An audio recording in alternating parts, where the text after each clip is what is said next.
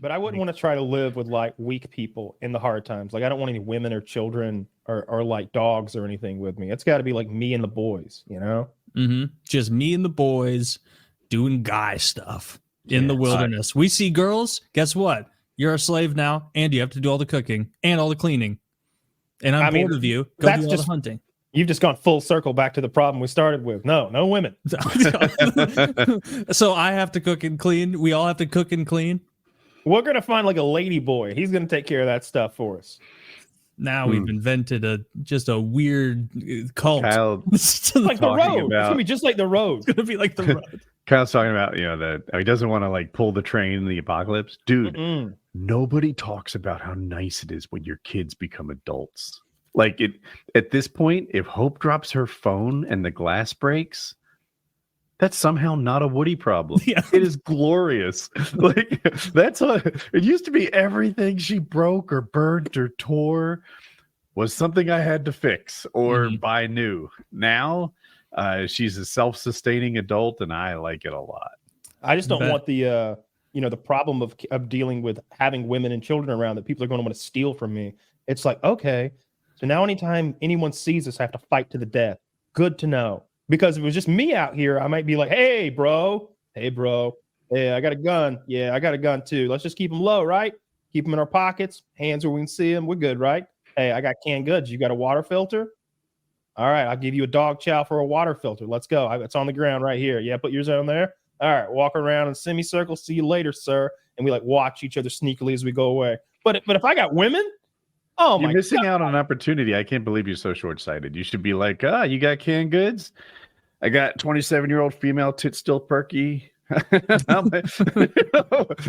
make a trade. Yeah, she's gonna fucking turn. Yeah, she's if gonna anything, turn on Kyle, me for you want as many women as possible. That's why they would attack you for the women, because they're the valuable resource. They're the node of reproduction. So you collect a bunch of women. And she'd be your own con. She's gonna see Taylor. She's gonna be riding dirty with me. Then like slinging pussy for canned goods. Then all of a sudden Taylor's gonna roll up and he's got an internal combustion engine. We're on bicycles. That's all true. Right? He rolls up in a Harley with a goat head on his head. And I've been eating nothing but protein. I'm looking lean. Wait, I'm not whoring her out. I'm giving her away. Smell that protein. You'll never see her again, Kyle. Well, that's a straight up trade is just terrible math. I don't like the economics of this at all. I'd rather eat her than trade her for a can of food.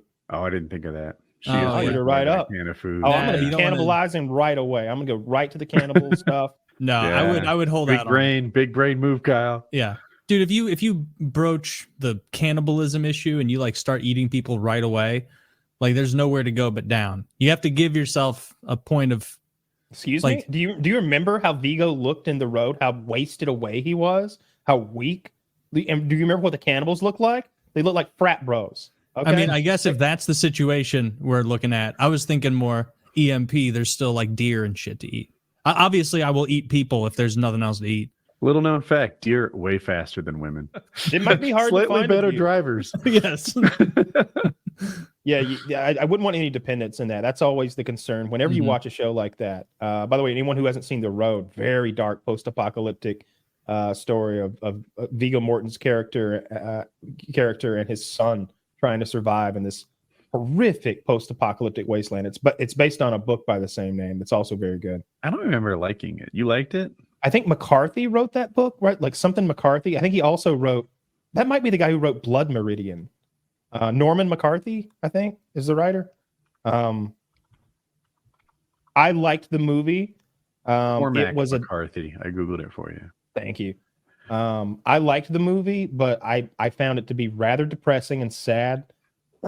I thought it was a real downer. Kind of like that Nicolas Cage movie I just watched, Pig, where it was like a really good movie, like good actors, good performances, interesting story, but it was just sad. It was about wives dying of cancer and it ruining your life, and then losing the only thing you have that you still love, and just saying, "Oh shucks," and going back to the grind. That was the movie. I mean, Kyle's like, I really liked the movie. No, I didn't enjoy it, by the way. I was emotionally poor for having seen it, but it was good. It hurt. It hurt. It was, I mean, there's movies like The Green Mile is a good example of a movie like that. There's joy in The Green Mile. There's some, but there's a lot of sadness. Come on, there's lots of joy and kindness, and then there's 3 or 4 biting moments of sadness. Whereas The Road is lots of sadness and suffering, and this one moment of happiness where they find an underground bunker with some canned goods and they get the shower and they're looking at each other like, ho, ho, ho, ho, I've got corn. And like they're so happy to eat this crap because one of the things is if they get caught, they're going to like rape and eat his son. That's the first thing that's going to happen. And so he's got this pistol with maybe 2 bullets in it. And it's like a bullet for you and a bullet for me. He's going to kill that kid as soon as like they're in the corner. And I think he has to use one of the bullets to like kill a bad guy. And now it's like, guess I'm killing you and then getting raped and eaten myself. Jesus. Like that's the kind of story it is. They come upon a man up a shot. I remember they come Collateral? upon a thief. He's never played COD? You can collateral that. No. I remember they come upon a thief who had his fingers cut off, maybe just his thumbs, but I remember all of his fingers having been amputated. And it's like, bro, he catches them stealing their shopping cart full of everything that they have in the world. And I think that Vigo is going to like do something to him, going to kill him or something. He's trying to explain to the son, he was trying to take everything we had in the world. It's like, and the guy's like, please no. And it's like, dude, you've been caught before and it didn't do, they took your fingers and you're still out here stealing. Clearly you're just a thief. Yeah. Who doesn't have the gumption to join a big cannibal gang. Like very sad movie. It's got a good ending though. I mean, the kid in the ending, you know, bright future for some of the cast and then not so much for some of the other cast. I don't remember the ending that well. All I remembered was spoiler alert for The Road. Yeah, go ahead. Vigo dies of his illness that he's been hacking. He's got like lung cancer or something. He's been dying the whole movie. And the boy is discovered by rapes good and people. eats him. Yeah. Well, the boy is sort of discovered and adopted clearly by like a normal like family somehow on a beach. They're like, hey, you need somewhere to go? And he's like, I remember like maybe a guy and kids that he meets and maybe a wife or something. Like, the kid's gonna be fine, but Vigo just didn't make it. The most L-filled show or movie, preferably show like where nothing good ever happens. It's always brutal, terrible, no one's safe. The Daniel Day-Lewis movie. I haven't seen it, but you've told me about it enough. I think I know it. I think it's cerebral palsy or something. I don't know my like not really retarded, but when I was a kid we called them retarded diseases. But he has one of those where like he can't. He only has access to his left foot, but he's mentally all there, and so the whole movie, you know, he's dealing with that while being a genius. You know, he's not just like some schmo who can only use his left foot. He's this incredibly like emotional and intelligent and artistic man. He's painting and writing with his left foot. He paints with a paintbrush. He types with his fucking toes and shit. And he's like trying to make this woman love him. And he's all like, yeah, won't you love me? And she's like, fuck. Damn, that does sound just awful. His father thought he was retarded. So he was just left on the floor to lay there while the other children were educated and doted on and such until a piece of chalk rolled across the floor and he managed to clutch it with his little toe and like finish a math problem or some shit that they were learning over there. And there's a scene where like his dad runs him into the bar and he's like, this is my boy. But it's like, yeah, dude. But see, I'm familiar with that from the parody from Family Guy. That's how. Yeah, I'm familiar with that one. Yeah, it's real sad. There's no upside to that movie. At the end, it gets better. I don't have a good one. No Country for Old Men. Lots of L's. Everyone, you know, Woody Harrelson comes in. He's supposed to be that guy's equal. He's not. No, that's a pretty good one. Honestly, it's all about like everybody dies. I'm definitely not calling it bad. Oh yeah, the bad guy wins. The bad guy lives. Javier Bardem rides off in the sunset. The good guy cowers, kind of. Yeah, just decides to. I think my understanding is he sees the bad guy in the doorknob's reflection or something like that, and just is like, you know what? Fuck being a cop. This is too dangerous, and he bugs out and retires. Sort of happens like that, yeah, because Javier Bardem is hiding in that room and Tommy Lee Jones is just on the outside of the door. But I think of what's his name is the main character, Ellis or whatever his name was, who was running with a bag of money the whole time. Yeah, it's a real downer. Everyone dies, and Tommy Lee Jones lives, but he's in the like last scene of the movie where he's basically saying, "I just don't know. This world's passed me by," and they just sit in that trailer and just basically agree that like, I can't even be a cop anymore because I'm not prepared for the evil that's out there. Like, yeah, it's my most L-filled show. That's my example. Great movie. I love it. Say it was bad, just filled with L. Yeah. It's a shame the lady dies. Like he killed them all. That head's tail guy, he died, right? No, he rides away in the sunset. He has a little car accident at the end. He gives No, the no, kid some no. cash. I'm not talking about the main guy, the cashier, Gas station person, attendant, the gas yeah. station attendant. Mhm. Sure, he lives. I don't know if they ever show Does he it. Do live? they- You don't put it He in your might. pocket. Yeah, I he don't does. remember how He gets the coin right, and he's like, Oh, "Hang on," okay. and let him live. That's one of the But, best scenes in any movie. Like It made that's me one of my want, favorite scenes. That bolt tool that he used, he made it look so useful. I'm like, Yeah. it picks locks, it kills Done perfectly people. still.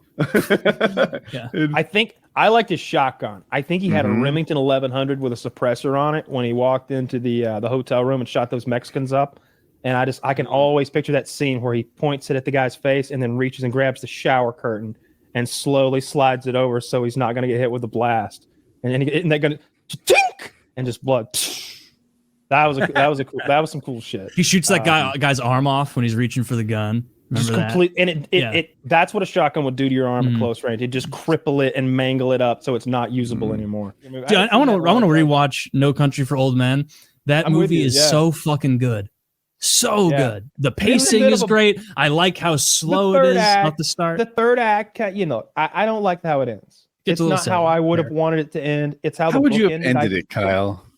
Man, I want the old timey shootout and everything. But if you Okay. watch a film theorist, a real buff, talk about No Country for Old Men, they'll start telling you that Javier Bardem's character isn't even there, that there is no Javier Bardem, that he's some sort of force of evil or something. That he's No, not. he even killed meant that to be a guy in the hitman. police station in the beginning. He's real. He kills a lot of people in the movie. Mhm.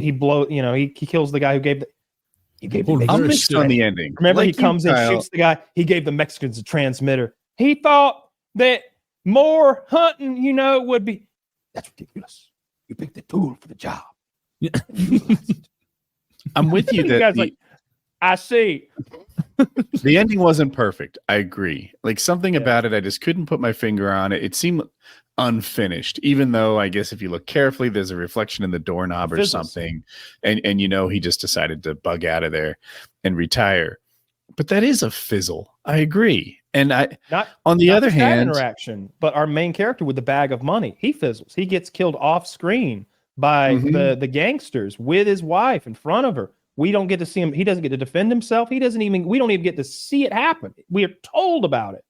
yeah. It's a So like on one hand, it's unsatisfying. On the other, if it was a shootout like every other movie made in Hollywood, would it be such a classic? If it was at the end, we did what you expected us to do, and either the good guy or the bad guy won, and like would that has been as good a movie? I totally think it agree would- with what you're For saying. me, Yeah, it would have, because what makes it great to me is Javier Bardem's character, Bardem's character, and his ridiculous villain, and then Josh Brolin's character as this like man from a different time that I really admire. It's like, oh man, they wouldn't got one of them 1950s cowboys and made a movie about, like, brought him up into, I guess it's in the 70s though, based on the cars, 80s, early 80s. It's something in that time period based on the car. It feels like 80s tech too. I don't know. I like that movie a lot. And in the end, I'm liking it less and less and less. And then I don't mind the part that you mentioned, which is when Tommy Lee Jones' character goes to the motel and Javier Bardem is hiding inside the motel. He's been looking for the money, the briefcase, the satchel, and he's hiding behind the door. And Tommy Lee Jones' character does not walk into the room. And I'm sure that's meant to be not exactly taken literal. That's supposed to mean something. I don't care what it means. I'm okay with it, though. That doesn't bother me. I didn't like seeing Josh Brolin's character, or rather not seeing Josh Brolin's character get his full due, because he's been the smart guy this whole way through. He's the guy that when he closed the door, he's like, put a chair against that just in case. I mean, I have been fleeing across the country. I am a ghost in the wind, but I mean, I got a bag. I got $1 million in a bag and a gun next to me, and there's a hitman out there. Chair against the door. Yeah, let's hide the money up. That he's always thinking, and you watch him think. He shows you. He doesn't tell you when he's thinking and doing things. There's this scene where he opens the money the first time in the desert, and I can't remember what the line was, but Josh Brolin improvises, and if you can't call it improvisation, but it worked so well. He's out there, dead Mexicans, cartel on the ground, bodies everywhere. He's been hiking. $1 million. Doesn't say that. I love it. I love that whole scene in the beginning where you've got this you know, man's man out there hunting for antelope, probably to eat. And he's come upon this situation that he's pretty well suited for. I think he may have been in Nam, which further kind of leans toward this being around the 80s. Mhm. I love that movie. Then it fizzles. And I don't get it'd be like, he's like a Rambo type character. He's a You just Oh, muted we lost Kyle. your audio. He's a We Rambo ended it- type character. Yeah, exactly. Yeah, Kyle makes a lot of good points, but I just think if it had the typical ending of every other Western with a big shootout, that they'd have to do it in a really clever way. Because I'm thinking Tombstone ended well, and that was a shootout, but something about like Val Kilmer getting there before Wyatt Earp. I don't know my actors like Kyle does. Yes. You know, like it makes not seen Tombstone a good movie, but it didn't just have the typical shootout that I was expecting.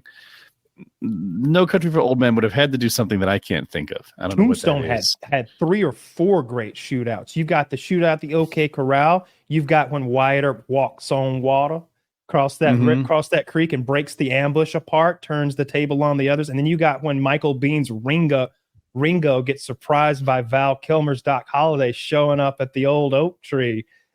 Johnny Ringo, look like you stepped out your grave. It's not seen a ghost. It's something like that. Something like that. And it's like, it's the only guy that Johnny Ringo's been afraid of this whole fucking movie. The thinking man's assassin fucking rogue. Doc Holliday's such a fun character. They speak in Latin back and forth. You're like, whoa, the bad guys have one too. Like, it's cool. See that, honey? That's Latin. He is an educated man. Now I really hate him. Yeah. Great. He does the thing with the cup, Yeah. you know. I've heard It's, great things about Tombstone. What? You haven't seen Coombs? No, I haven't. One of my least favorite brands of frozen pizza. Well, Even worse than Jack's somehow. Tombstone. Does that have Clint Eastwood? No. No, it has John Wayne. Are you being a problem right now on purpose? Are you fucking with me? In a way, but also I don't know who's in Tombstone. I thought that Clint Eastwood was a good guess, and John Wade's a good guess too. Kurt Russell. It's You Kurt making Russell, that up? Val Kilmer, Val Kilmer. Wait. Now he was in Top Gun. Top Gun. I haven't seen that. I haven't seen Top Gun. I will at some point see Top Gun. What else is he from other than Top Gun? Val Kilmer. You want a list? Like, Is he from Kiss, Rocky? Kiss, Bang Bang? Is he from Rocky? No, No. he's not from Rocky. I haven't seen Rocky, so I don't know.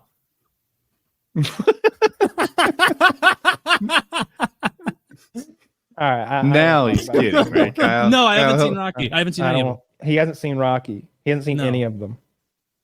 Did you have a TV growing up? Yeah. He's like a Romanian immigrant. Sometimes I think he's a Right? fucking Soviet spy that they like ditched because the Cold War ended and they Dude, forgot my movie about knowledge. Realistically, if I had to estimate my percent of movie God damn knowledge it. compared to Kyle's, I might say 5%.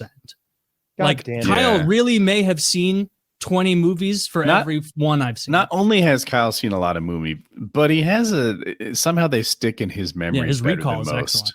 Yeah. Sometimes I can't remember fucking J.K. Simmons' real name, but it's J.K. Simmons. Do you, I did do you know know who that. J.K. Simmons is? Yes, we are farmers. Bum, ba-dum, bum, Yeah, bum, the, bum, bum. the bum, author of Harry Potter. Everyone Yeah. knows that. When he's like, also drum Schindler. faster, I'm a big bully. And like, I saw that drum movie with him in it, and it was entertaining, but it was hard to take seriously because like I at the didn't end of watch the that. day, he's a guy who's He's like J.J. teaching people- Jameson from Spider-Man. That's how I know. Yes. Yeah. But that drumming movie, that music movie wasn't great. It kept me I didn't entertained. watch but Talking it was about like, Drumline? What movie is this? he's basically like the head of a chorus or some shit, the band, and everyone's like, we all want to, you have to work really hard to be in this guy's troupe. And But he you like haven't walks seen in Rocky. semi jacked. And no, I haven't seen Rocky, but I've seen this. Yeah. You've seen And then- Drumline. It's probably like Drumline 3, The Reckoning, too. That's what it's called. Yeah, it wasn't Straight good to because DVD, like, I've never seen Drumline, but Sharknado 2 was a winner. Yeah. I haven't seen that one either. Well, you're very upsetting to talk to about this sort of stuff. Dude, I love talking about movies with Kyle because like I can just be totally honest of my ignorance and it frustrates you. Yeah, it's my favorite part of pop culture. It's my favorite thing. I love it. I love the art of it. It's beautiful to me. I like playing that. Is it 6 Degrees of Kevin Bacon or whatever? When you try to connect people, I love doing that in my head. That's a fun game to kill time. I told you like a while back that I've never seen Ghostbusters, right? Yes. Yeah, I think that one got you pretty good.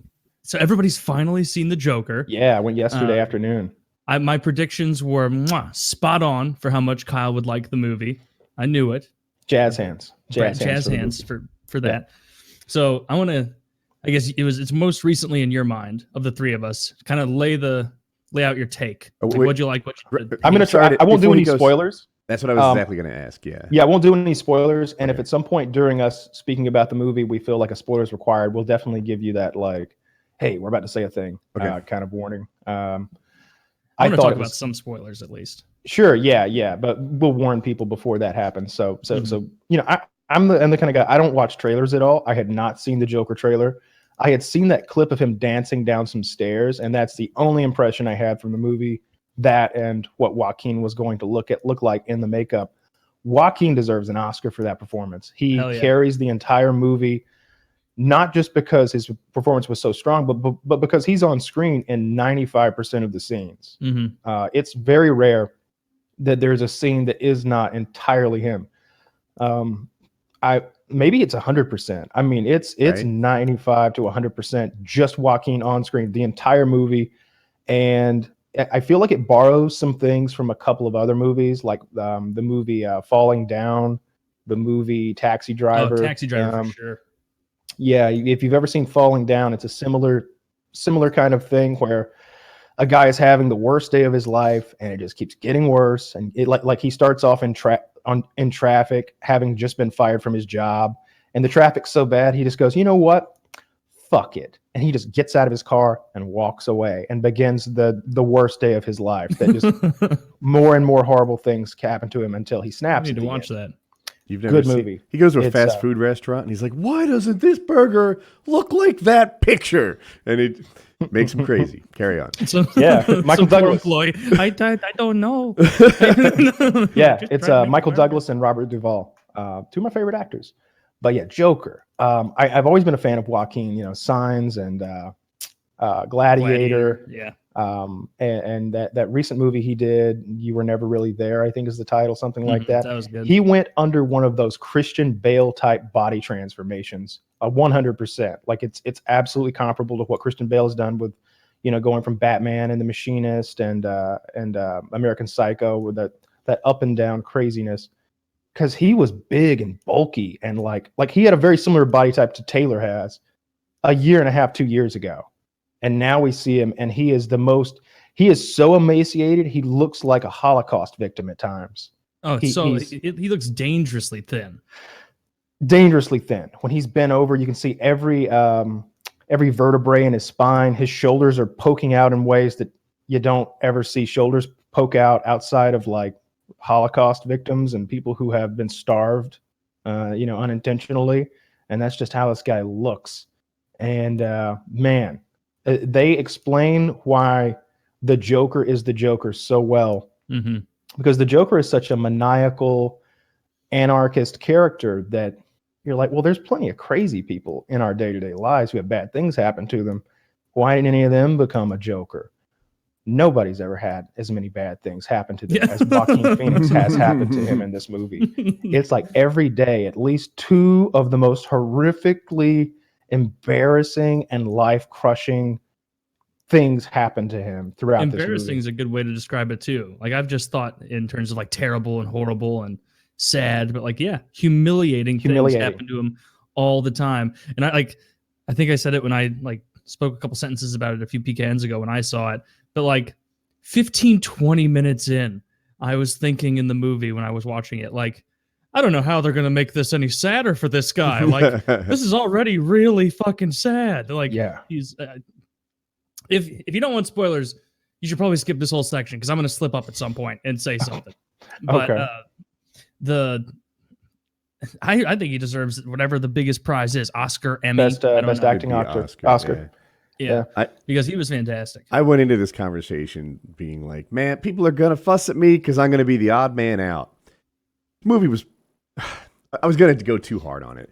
I liked it. I thought it was a better than average movie. 6.5 out of 10. Disagreement's good for conversation. Go Yeah. hard. Go. Yeah, right. Fucking suck. But the worst. 20 minutes in, I thought I was an hour in. 2 hours in. I just looked up the movie link. It's a 2 hour, 2-minute movie.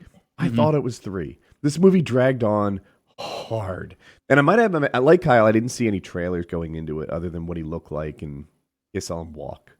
But Joe Rogan described it as a masterpiece. That was what I was looking for. I was looking for a masterpiece, something that was awesome. And I talked about it last night on my live stream, and they agreed with me. A lot of people were like, it is so overrated. It's just like 1 hour and 10 minutes of a guy sort of sucking at life, and then people agreeing with him. And it's just like, someone agreed with me on this. There are a lot of guys on my stream too. His acting was amazing, but there was no range. None. Zero range in this. Over his career, he's had range. But in this movie, he plays one emotion for 2 hours and then another emotion for 2 minutes tops. It is just a guy being like, man, this is kind of shitty the entire fucking film. Well, he even says, I've never had a happy day in my entire life. You know, that's in the script, I guess. Or I should say in the play. He doesn't have any good moments. And I guess I wasn't expecting an uplifting movie, and the movie doesn't have to be uplifting for me to like it. I can be impressed and enjoy a movie that's not uplifting. But this afterwards, I was just like, well, fuck, I'm slightly emotionally poor for having seen this. Afterwards, I was like dancing with him out of the theater. Oh yeah, I was loving it. I was so happy for the joke. Like I'm on Team Joker now. I rooted for him the whole time. The whole time, I'm an hour and 52 minutes in, and I'm like, when am I supposed to dislike him? Yeah, I hate the Waynes. I hate the Waynes. Yeah. Yeah. You're supposed to. I'm empathetic to what he's gone through. It sucked, but I didn't find him to be a very likable guy. Lovable. Oh, I thought it he earns you, he wins you over with being such a sad sack, and then all the stuff about this is where spoilers might come in, people, so skip ahead. All the stuff about his mom and the potential relationship that he might have with the Waynes, and then that being pulled out from under him, and it's just every time there's a possibility that maybe something might go even 1% better for him, it reverses and tanks. Like the people who he thought his only friends at the clown factory, whatever the fuck they were doing, his only friends, he gets sold out by them. By the way, one of the funniest scenes in the movie is when he's terrorizing that dwarf. Yes, in his apartment. That might be the best scene. Murders that guy who gave him the gun and sold him out, and then it's like the dwarf is trying to unlock the thing, and he's just sitting there soaked in blood, and he's just like, "Oh, you can't reach." Oh, let me get that for you. The best moment is when the dwarf walks past him and he goes, "Ah!" and the dwarf's just like, "Ah!" like I'm with the dwarf. I'm so afraid of Joaquin in that moment. He just went from 0 to 1,000 just instantaneously. Just went crazy town on that guy, and I'm thinking like, God only knows what he's gonna do to that little man over there when he catches his breath. This is gonna be hard to watch. I've never seen a dwarf murder in a film, but it's a coming. That's true.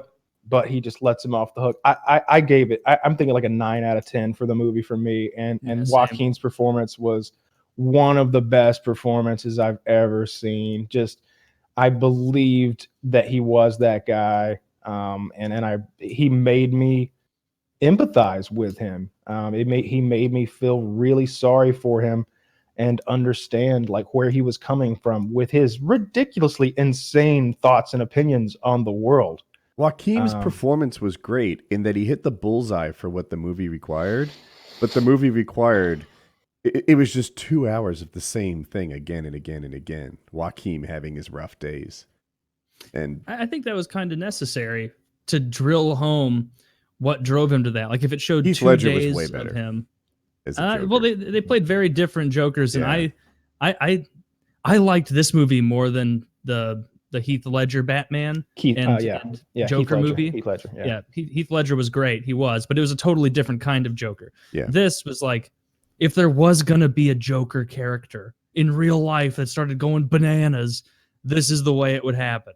Like just beaten down. Life sucks. Nothing goes his way. Everything is sad. He's got that weird manic disorder. Not even manic, really. His laughing thing. That made me way sadder than I thought. When he was just trying, like the first time I think in the film, he's trying to have a human connection with someone. That little kid on the bus. Like all he wants is to make people laugh and to kind of be accepted. And he's doing little goofy things with the kid. Then the mom turns around and is like, "Stop bothering my son." Stop bothering my son. And then he starts like doing the like laugh crying, which was really, really fucking sad. And he hands that well-worn and fingerprinted card. Laminated. It's laminated. And it says, "Please return this card." And it's like, oh. Wait, you left out the more important things that it said. Oh, the more important thing, I have a neurological disorder that I can't, I laugh at inappropriate times. I can't stop. I'm sorry. Please return this card. And it was like, oh, what a sad life. De Niro's character was great, I thought. I really loved De Niro in his role. Like he did the like night show guest so well that I was like, ah, shit. Maybe that's what De Niro should have done. Yeah. Man, I like De Niro as the host of the Tonight Show. He and I was trying to put my arms around whether he was a bad guy or not, right? Like he kind of poked at Joker, but he also brought him on the show and gave him a platform. The Joker says, "I want to be introduced as Joker. I want to wear this." All right.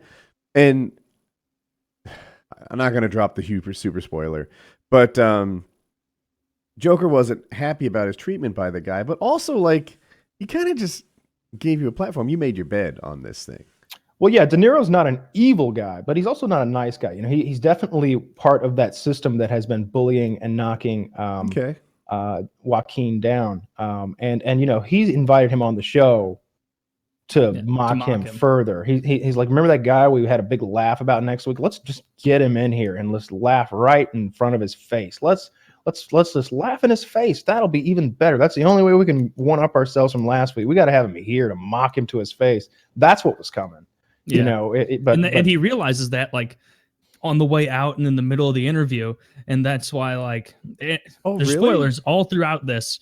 Like, yeah, well, I mean, that was my interpretation. So for sure. Okay, my interpretation is he entered that night, like on his way there, he knew that this thing was a setup, not to make him look good. But on the other hand, if he had crushed it with a comedy routine, which is, if he had just won over the audience, he could have done that. He had a platform. He could have used for anything. And he chose it. He chose to use it to be upset with the host and upset with the world and upset with all this stuff instead of further his own comedy career. Like, it was an undrawn page. He could have written his own picture. I mean, maybe. I don't think so. I think by that time, the groundwork had been laid by the show and the audience. Anticipation was to mock him, but I think, like, you remember he's sitting in his shitty ass place where he was taking care of his mom, and he's like pretending like he's walking in and sitting down. "Hey Murray, how are you?" Like sitting down, telling a joke or two, and then he like takes out his hand and puts it in his mouth, or takes out the gun, puts it in his mouth, and then feigns killing himself. And I think, like, maybe I'm wrong, like lots up to interpretation. I think that like even the walk going there, he was thinking, I'm going to kill myself on this guy's show. And then it was either in the dressing room or even out there sitting with De Niro that he was like, you know what? No, I'm doing something else. You know what I think it was? I think that the thing that changed his mind from suicide to taking on a whole nother plan was the journey to the studio and what he saw on television after, when he had the interaction with the police, and when he gets on the train is literally full of people who feel just like him and are literally his fans and supporters. And then he gets to the station and he sees the television report where it's like, yeah, I'm loved, but I was right all along. I don't have to conform to their version of what I should be. Comedy. no, this world's a big enough joke as it is. I'm gonna go out there and do my own thing. I know where this is all headed. I'm here to be mocked. I'm here to be a mockery. I'm gonna flip this on its head. I'm gonna tell the truth. I love that they have like a doctor, like one of those sex doctor ladies, like this universe's version of that. And What you was just her name? Remember? I don't know what the character's name, but Did there's they a Dr. change it? Ruth in real life. That's who I was going for. Yeah. Yeah, our universe has Dr. Ruth, but this is the DC universe, so it's got Okay. like whatever, some other sex doctor, old lady who tells you how to have an orgasm, and he just fucking plants one on her. That was great. I love that. That was great. Yeah. She was traumatized from that moment going forward, and it just kept getting worse and worse for her. I didn't interpret her like that. Oh yeah, yeah. She did not care for it. She did not care for that. Crazy me. I was watching her a lot during his time on stage, and to see her go from mild trauma to PTSD is in the future for me for life was pretty fun to watch. Like she was on a roller coaster ride of doom and despair. The real Dr. Ruth would have rolled with the punches. She might have rolled with the kiss. Yeah. But But not with the subsequent behavior. Now, I love why that did you one. do that? He tries to tell that one joke. It's like, what was it? It's like, knock, knock. Who's there? It's the doctor. Your son just died in a drunk driving accident. She's like, oh, you can't joke about that. Why not? It's funny. It's great. It's fucking great. Yeah, I love that fucking movie. I love what they did with the female character that he has the love interest with. Oh yeah. That moment was like an 8 out of 10 when you got your reveal, whatever you want to call it. I kind of saw it coming. But she was like his rock that he was holding on to. I really loved their interactions throughout the movie. I was like, what a nice lady. This is so great that somebody gets him. So she's like, were you following me today? He's like, yeah, I was. And her response is, she works at the bank. You should have came in and robbed the place. And I love his response to that moment. I got a gun. Yeah. I could come by tomorrow. And he's not joking. And that goes back to when he's in the comedy club taking those notes. And this to me is one of the most wonderful parts of the whole movie that speaks so much to his neurological condition. He's taken notes watching a successful comedian, and he's laughing at all of the offbeats. Mm-hmm. He's laughing at every one of the offbeats. And when the crowd laughs at the actual punchlines, he's like, fuck are y'all laughing at? What the fuck is wrong with That's not where I thought you were going. That wasn't funny at all. And then his notes do you remember what they said? Nonsensical. Yeah, they're deranged. People sex jokes are funny. People like sex jokes. And it was just like he's missing the point. He was he was taking notes on how to be a good comedian, but they were like studies of human behavior that just seemed like he wasn't getting it right. He was like an alien. It was like he was. Yeah. It was like there was a man from Mars watching a comic show, and he was like, humans like jokes of sex. It was a really good way for us to understand his mental derangement, because they're not the notes that any of our listeners, well, who knows about all our listeners, but the average listener would be taking. So that was really well done. There were a lot of well done parts of it, but it's 2 hours of one scene just played again and again. And I was transfixed. I was loving it. When he walks into the club to do his own jokes, I literally was like this. Yeah, I was so stressed out for the movie character. I was like, oh, it's going to go so poorly. Oh, I have my hands on my face, and I wanted to cover my eyes. I really honestly wanted to cover my eyes, but obviously I just paid $9, so I'm going to watch. But I didn't want to watch. I didn't want it to happen. I've never experienced that in a movie before where I knew what was coming was going to be so emotionally damaging for him. It was like he's like a mentally challenged child who's walking into a scene full of bullies who are lying to him, saying, "Yeah, come on." They're like pretending like that's the only thing I can imagine that would be as bad as this, that I would be so apprehensive about. Is if because he is vulnerable in that way. He is a bit of a child, and he's this vulnerable, damaged goods character who's walking into the lion's den and doesn't even know it. And in fact, he thinks he's walking into the candy store, to go back to the child thing.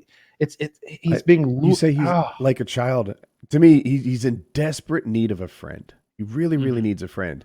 So he takes these leaps throughout the film. Like, maybe she'll be my friend. Maybe this person. I wish there was someone in my life in addition to just mom. I'm going spoiler free on as best I can. So he makes some like bad interpersonal decisions because he's taking risks to make people like him. And that also in the comedy scene though, like I predicted exactly what was coming, and the movie delivered without surprises, and I waited for the end of that too. Oh, but they didn't. They don't show you what happened. You see him choking, literally choking because of his condition, and then you see the girl's reaction, and that's all that matters. To me, like if I'm going on stage and I'm doing this thing, and I've brought a girl who I don't really know very well, and I'm bombing, man, as long as she's happy. This is a major win. Like winning over the crowd, that would be good. But if I can win, if she likes my sense of humor, maybe I'm not so off after all. I was really happy for him when the girl liked his comedy. I was and like, then you were very. When you see what happens, we already said there are going to be spoilers. Like, section, so we can say. When you see what happens with the girl, that's pulled out from under you. Yeah. I highly suggest that you go watch this movie if you guys haven't seen it. It's very good, very, very good. It's not nearly as violent as I was told it would be. I don't understand all of those critics who were like, "Oh, this is gonna bring down society. This is going to inspire these horrific mass shootings," or like this is a movie for incels. No, none of that. The violence was like 7 out of 10, maybe. Like if a 10 is like hostile, if it's literally like torture porn is a 10. I didn't see anyone like being eviscerated or like disemboweled. There was no body parts on the floor. Nobody exploded. You know what? So, everything Kyle said is right, and I agree with. Having said that Joaquin Phoenix did pain so well and sadness, it made a little violence worse, right? Like, you can kick a guy in the, I don't know, if you kick your hero in the belly, in the back, and whatever, and he dusts himself up and carries on, then it's a different kind of like, they didn't even get him. With the Joker, they get him good, and he's beat. One thing that leads into a point I was going to make. I had expectations of it being a little more of a superhero movie. Now, I'm fully aware that Joker can't fly or have super strength or anything, but neither can Batman, and he's his sort of nemesis. I thought the Joker would be, human plus of some sort. I saw a theory about that. And who knows if first of all, the worst part about the Joker was trying to convince one of my retard friends that it wasn't all a dream sequence. He was like, "I think the whole thing was a dream sequence," and I'm like, "Dude, that doesn't make any fucking sense. How is that possible? How could it all?" And he's like, "Dude, just think about it." And that was the only point. He got you. And I was like, Zing. "Damn it!" I haven't looked into it. You're right. But, oh shit! What was I gonna say? Oh, fuck, I'm retarded.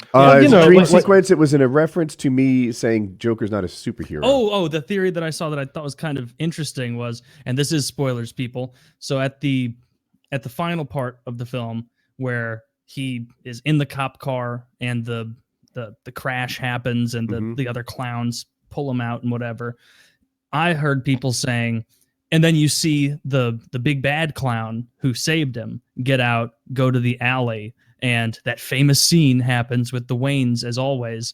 I heard people being like, I don't think that the Joaquin Phoenix is the Joker. I think Joaquin Phoenix's character inspired the Joker, who was that guy who was orchestrating the escape and then went and wearing the clown thing and killed him. Different guy. I know it is. I don't know. Did the guy that pulled him out of the cop car? I think he's referring to there's two clowns that we see there at the end. There's the one who's driving the ambulance who crashes into the police car. And then there's, of course, the clown who goes and kills the Waynes. Yeah. Those are two completely different characters. The clown who killed the Waynes was leaned up against a building with a pistol showing from a shoulder holster. And obviously the other clown was driving the ambulance, then pulls Joaquin out of the ambulance and then stands there and waits to see if he comes to. Joker's the Joker, 100%. That's my opinion on the matter. He's the guy who is maniacal enough to become the Joker, like not just some guy who's inspired. And you know, as far as a superhero movie, right. You know, the Joker was never Batman's physical equal in any way. You know, Batman spent years and years training to be that, and he wears $50 million worth of technology and armor and stuff. But the Joker's about. We saw the Joker's superpower though, when he stood on that. Thousands and thousands of people rallying to his cause. Batman can't do that. Yeah. Batman is hunted and despised. He tries as hard as he can, and people don't appreciate him for some reason. Exactly. He's the anti-Joker. Yeah. The Joker is just failing throughout. He's failing up. Yeah.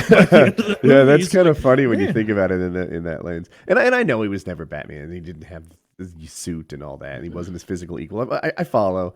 I just thought, like, gosh, you know, he's an ant to our human. He's just so... Look, I don't want to pump up my tires too much here, but all of us could beat up that Joker. I don't know. Three young men attack him on the subway.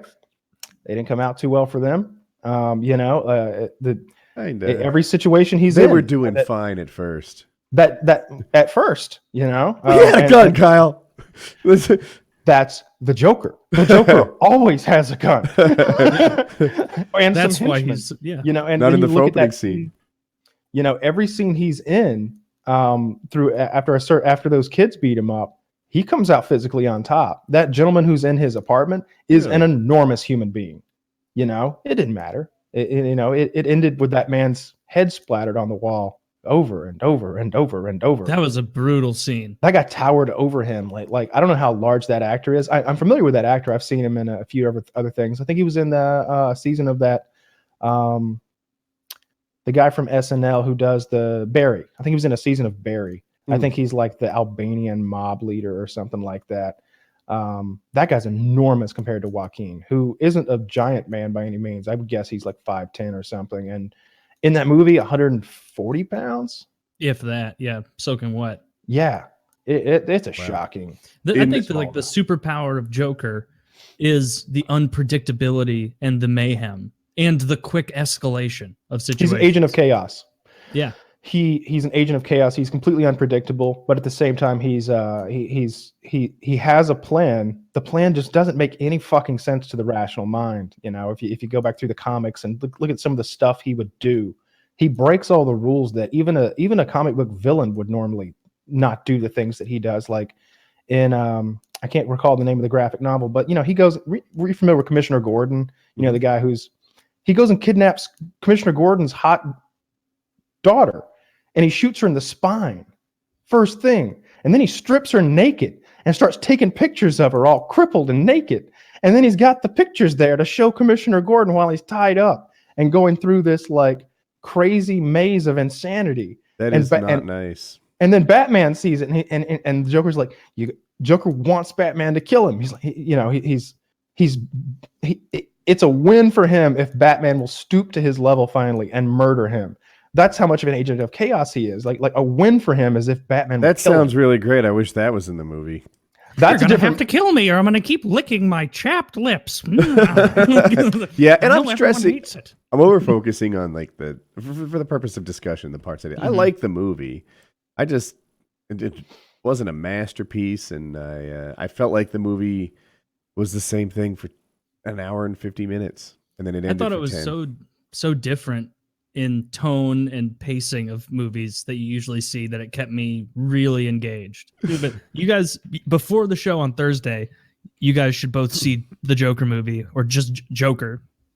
And so we can chit chat about it, because you know that I do not go to movies often. Like, usually not into superhero movies. Like, this is not your universe.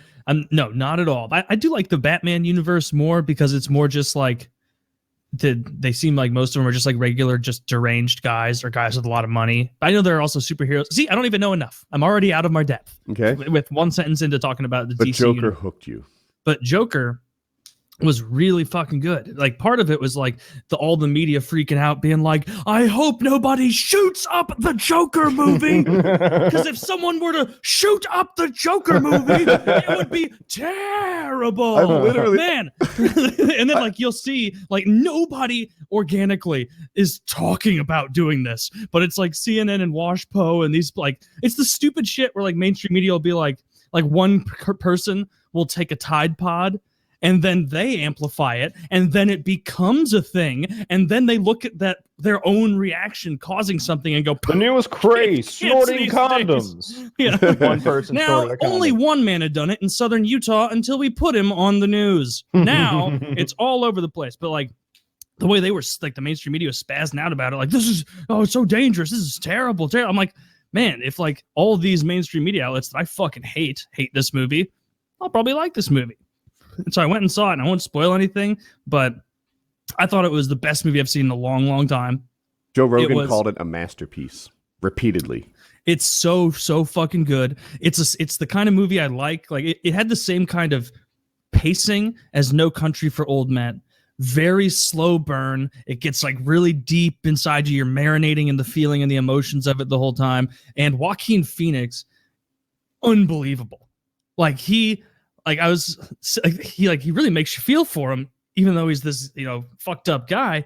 And like, even sitting there, like with my girlfriend, we were both watching it, and like maybe like 20 minutes into the movie, we're just like, I'm poor guy. Like, oh, my heart's breaking for this poor Joaquin Phoenix. And he's slaying it every step of the way. If I had to guess your guys' take, Kyle's going to absolutely love it. And Woody, you might think it's too slow because it's definitely a slower pace. Like it is nothing like Marvel movies. Every once in a while, I enjoy a slow burn. Kyle recommended one for me. I'm gonna get close on the name, like Bone Tomahawk. Bone Tomahawk. Okay. That movie was sick too. Yeah, I enjoyed it's on that. my watch list, and it was a slow burn.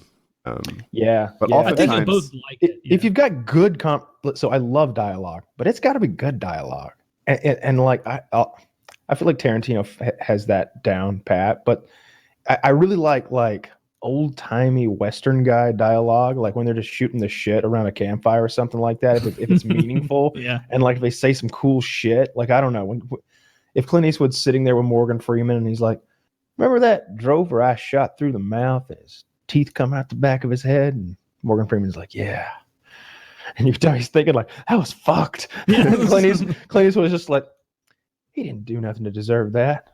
At least nothing like I remembered once I'd sobered up. You're just like, oh. That's Western slow talk. That even before you describe the scene, it was like, there's a gritty toughness. Tough guy, but not posturing tough guy, like mafia tough guy. Yeah. Just like an underlying kind of like... a casual toughness. Yeah. I don't know. Natural tough. It's right there, ready to explode anytime you need to draw upon it. But it's not a bird with its wings out, prancing for a mate. It's the opposite of that. Yeah. I understand you 100%. Yeah, I like that stuff. I love westerns. I've got a few westerns on my my watch list that I want to pick up this week. I hadn't seen westerns too. I want to watch more of them. Well, you'll like the Joker dialogue because it's pretty solid. Yeah, I'm definitely going to watch it. I wanted to see. I believe it's Ad Astra, the Brad Pitt movie where he goes to space. Chiz was telling me that it had poor. It was I think it's poor. Critical reviews maybe, or maybe it's poor fan reviews, audience reviews. Like one was high and one was low, and so I'm not sure what to take from that. I think that he said it had high critical reviews because it's a bit more artsy than the fans were hoping. Always trust the audience review. I'm with Kyle on this. I find the critical reviews are a little more, artsy, like what someone educated in film would like. Yeah, very and gay. The fan reviews are like, they would reward the popcorn factor a little bit more. There are films that I do enjoy that have really poor ratings. We've talked about them on here, things like Pandorum and Event Horizon and stuff like that. But sometimes I agree with them and sometimes I don't. Toy Story will have like a solid 100%, and like I get it, it's a good movie, but it doesn't have the same entertainment value as I'm sure Joker is going to have. I'm not hyped for Toy Story 4. Toy Story 3 was really good though. I've seen it. It was good. Those I've seen them movies all. That are one scene. unironically You know, really fucking good. I saw a movie last night that I missed expectations. Spider-Man: Far From Home. Right? I like this kind of movie. The Marvel movies are some of my favorite movies that came out recently, and I saw this, and I don't want to spoil it for a lot of people, but the bad guy missed expectations for me. The fight scenes missed expectations for me. Even Spider-Man he has like a charm. Was missing for me all over the place. Like I don't want to say I hated it. You know, Is he pretty bummed out about Tony Stark dying? Is that still like an undercurrent or an under? That exists, under the but it's surface? not the part that brought it down for me. I just felt like he didn't deliver on his sort of like, oh, I can't believe this has happened to me kind of charm, and also the bad guy was the opposite. I saw of 30 seconds I like. of the preview, and I know who the bad guy is. Okay, And it's supposed to be like a twist. I can tell. Did you hear I about wouldn't know what, anything about Yeah, that. of course not. Did you hear about what Scorsese's comment was about Marvel movies? Marvel is not recently? cinema. Yeah. He said, I don't see them. I tried, but that's not cinema. Honestly, the closest I can think of them, as well made as they are, with actors doing the best they can under the circumstances, is theme parks. It isn't the cinema of human beings trying to convey emotional, psychological experiences to another human being. All right, fair enough. Have you guys Like, seen? he really didn't say they're is. bad. He Have said you it's not seen cinema. Endgame? He just says it's popcorn. It's just mindless, It's thrill seeking. He's Yeah, there's it's nothing wrong wrong. with it, He's because wrong it's though. always something that's Transformers is what he's talking about. Transformers is the cinematic equivalent of banging pots and pans together. I can't even follow the action scenes in Transformers. They're It's garbage. just like someone took a dumpster filled with metallic bits and threw it in the air. That's a Transformers action scene. I don't even know who the good guys are or the bad guys. I can't tell. Endgame made me cry. Sounds like when I watch Marvel movies, they're just like, "Bwah!" You haven't seen Endgame. Oh, No, Black Panther. He's got to be a bad guy, right? Yep, he's a Negro. I saw the one before that, the big war, And where you they're liked all- it. Yeah, it was better than I thought, but at no point was I like, "Wow, you're giving me new thoughts." That's because you're not invested. that's Having totally seen the fair. first, I don't know having any of seen, the characters' names. Yeah, I'm invested in these characters, and I'm like, I want to say it's 26 Marvel movies or something. I've seen every fucking one of them, and at this point, Jesus when Christ. like Captain America picks up that fucking hammer, and when he like his arm is broken, and he just like cinches it up tighter. Is and his then, arm you know, broken? Yeah, when he says Avengers Assemble, like all of that stuff. When Yeah. Captain America is like it really. He's inspiring. Very And hard so- for me to get a vibe on how powerful I think I he cried is. a little. Yeah, I think I cried a little. I cried repeatedly. I was such cry a a lot, baby. though. I cry I for cry a lot, victory, and I don't usually cry for when sad things happen, but when good things happen, when the guy's achieving his mission, that's what gets me. Taylor, when is the last time you cried because of an entertainment property of some kind, a song, a video, a movie? Shit. And you could count if you were able to stifle the tears away by If you like, just sniffled, this isn't sad, but you know that if you just embraced it, you'd have totally cried. I'm trying to think because I really hate sad movies.